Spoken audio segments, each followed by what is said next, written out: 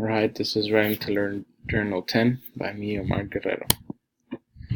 Topics I have chosen are for music, grade 3, for elementary, historical and cultural relevance. The student examines music in relation to history and cultures. The student is expected to identify music from diverse genres, styles, periods, and cultures. Critical evaluation and response. The student listens to, responds to, and evaluates music and musical performances. The student is expected to respond verbally and through movement to short musical examples.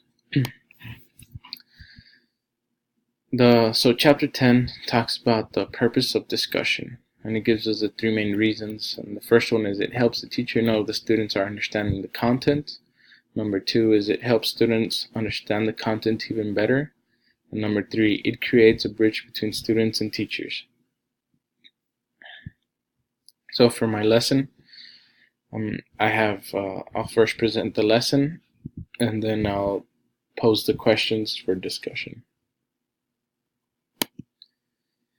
So before we get into the lesson, the lesson is going to be about the classical period. And the prior knowledge the students should have is about the Baroque period, which is what comes before, chronologically, than the classical period. And what the students know about the Baroque period is it was known for being very decorated, and it could even be called fancy to an extent. So the lesson objective is to recognize that the classical period was characterized by order, balance, and simplicity in music, art, fashion, and architecture. But for now, we're only focusing on music.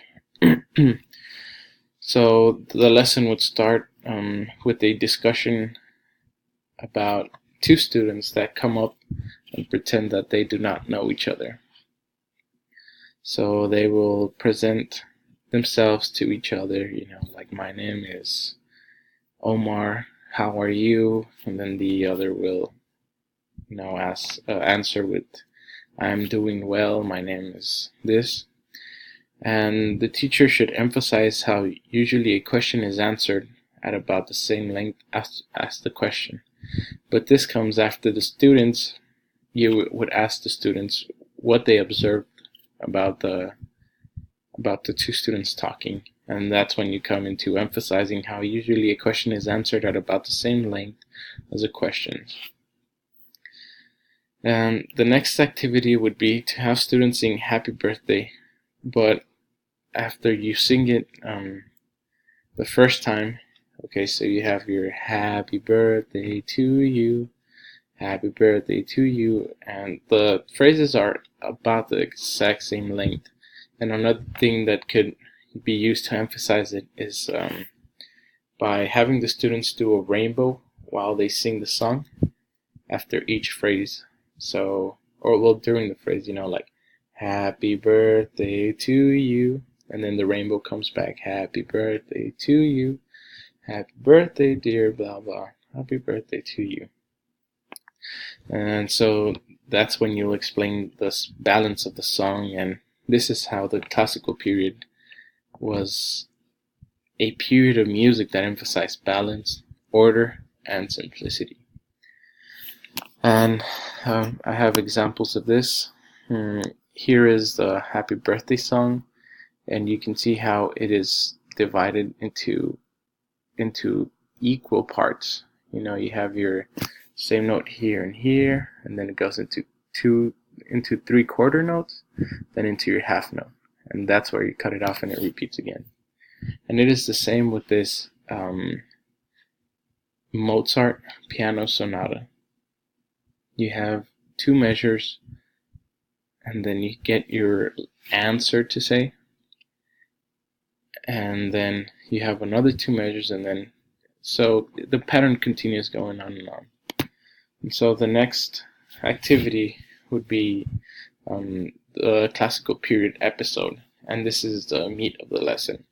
And this is a very elementary friendly video where it talks about it is this girl that wants to work at a music shop, but the owner doesn't want her to be there because she talks too much. He asks her like, "How was your day?" And she will go on and on and on about her day when he wants her to have a well-balanced answer. And so during the episode, he explains how music can help with her answering the questions better. So he plays the piano sonata in C major and he starts da da da da da da da, and then he's like, "That is my question," and then the answer is da da da da la la la la, and that's all you have to say. And so he tries it with her after that. She's like phrase one, and then he asks a question, then she answers with phrase two and answers it properly. And so after watching the video, here are the questions I would pose for the students.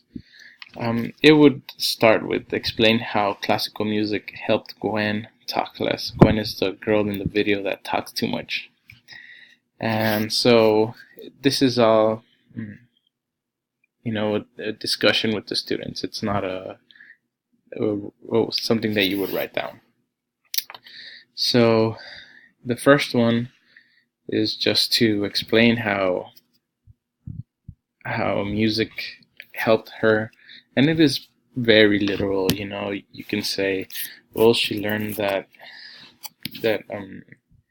she answers one phrase with another phrase with the same length. It's very little. And then the next one is name 3 notable composers of the classical period, which is also very literal. And next, part of the video is how the owner of the store shows her 2 different cakes, and he's like, here's the Baroque period cake, and this is a very decorated cake. It has hints of gold and it has different colors. Then he has a classical, which is very simple. It's just a normal all white cake. And then the last one, that third question is very observational. The students will see different parts of the cake and things. And then the last one is, do you agree with the idea that classical music is simple? Why or why not? And this is the higher level thinking question, and this is where the answers will vary between the students. And so this brings us to our next topic, which is responding to the students' answers. And the first one is prompting, and this is when you kind of hint the students about the answer. So, for example, we could use this with number 2, name 3 notable composers of the classical period. And you would say, like if they're having trouble, you would kind of be like, it starts with an M, and they would eventually get to Mozart. Then the next one is top-down question clusters, which may be used on the highest level question. And it starts off with a high level question, and then you just keep breaking it down until you have something to go from. The next one is think alouds, and this is when you help the student with the process of helping them with the higher level question. That's how they should think of it in their head. The next one is slicing, which is suggesting one thing first in a higher level question. Like, for example, this one, do you agree with the idea that classical music is simple? Why or why not?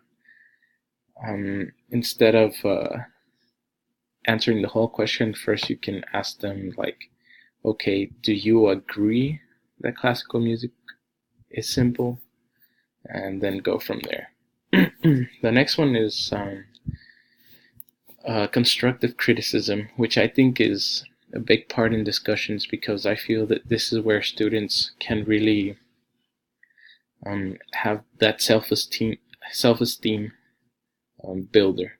You know, it sometimes some teachers, when you answer wrong, they'll respond in a very negative way, which will stop you from wanting to say things after that. And so here, let's say, for example, I ask a student about the classical period, a composer, and they'll say Bach, which is something they just remembered because it was in their previous lesson about the Baroque era. And instead of saying, no, that is a completely different era, you can say, well, his death was very, very close to the beginning of the classical period, but that is not right. And then the last one is praising, and I like how the book says that if like, you can praise a student, but effective teachers don't praise students too much, because then it becomes like money. The more you have, the less value it has. And that is the end. Thank you.